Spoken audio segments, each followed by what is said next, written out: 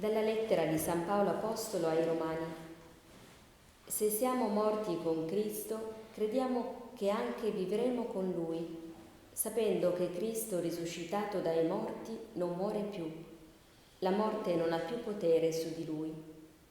Per quanto riguarda la sua morte, Egli morì al peccato una volta per tutte. Ora invece per il fatto che Egli vive, vive per Dio. Così anche voi consideratevi morti al peccato, ma viventi per Dio in Cristo Gesù.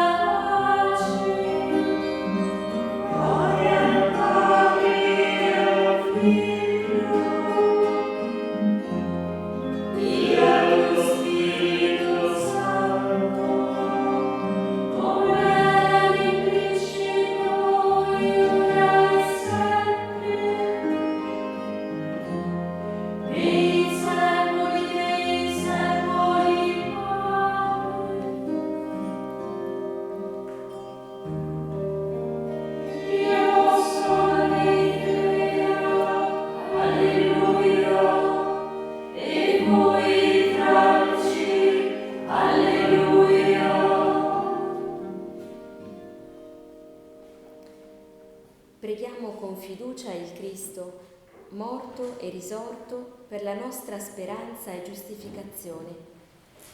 Salva il tuo popolo, Signore, per la tua risurrezione. Cristo, che risorgendo dai morti ci hai ridonato la speranza di una vita senza fine. Guidaci in questo giorno con la forza del tuo Spirito. Tu che regni nell'assemblea degli angeli e dei santi, rendici adoratori del Padre, in spirito e verità. Mostra la tua misericordia a tutti i popoli. Liberaci oggi e sempre dalle sfide del male. Cristo, quando verrai nella gloria, riunisci i tuoi fedeli nella gioia senza fine. Uniti all'umanità, ci rivolgiamo a te, Padre. Padre nostro, che sei nei cieli, sia santificato il tuo nome. Venga il tuo regno, sia fatta la tua volontà, come in cielo, così in terra. Dacci oggi il nostro pane quotidiano e rimetti a noi i nostri debiti, come anche noi li rimettiamo ai nostri debitori. E non abbandonarci alla tentazione, ma liberaci dal male. O Dio, che salvi i peccatori e li chiami alla tua amicizia, volgi verso di te i nostri cuori. Tu che ci hai liberato dalle tenebre con il dono della fede, non permettere che ci separiamo da te, luce di verità. Per il nostro Signore Gesù Cristo, tuo Figlio, che è Dio e vive e regna con te nell'unità dello Spirito Santo per tutti i secoli dei secoli. Amen. Il Signore ci benedica, ci preservi da ogni male e ci conduca alla vita eterna. Amen. Dio, che dai fiducia, aprici al paziente lavoro della pace. I nostri occhi imparino a guardare, guariscano dalla soggezione e dal controllo, si aprano all'ammirazione, le nostre mani depongano le armi, sappiano ricevere d'altre mani, si mettano all'opera per costruire. Il nostro gusto si accorga agli altri sapori, il nostro udito ascolti la voce muta di chi non sa come esprimersi. L'odore dell'umanità sia la strada da seguire per conoscere te. L'unica nostra forza sia